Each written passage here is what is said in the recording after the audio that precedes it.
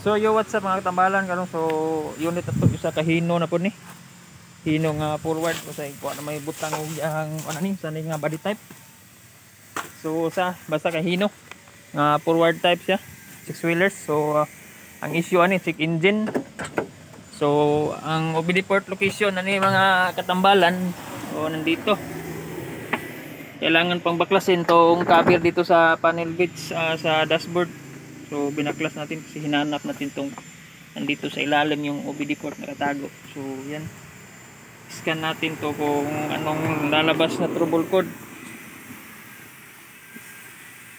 Kasi maraming warning sa panel gauge, check engine.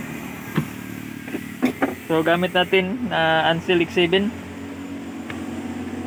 So ito yung Bluetooth device niya. So ito yung chip natin, chip.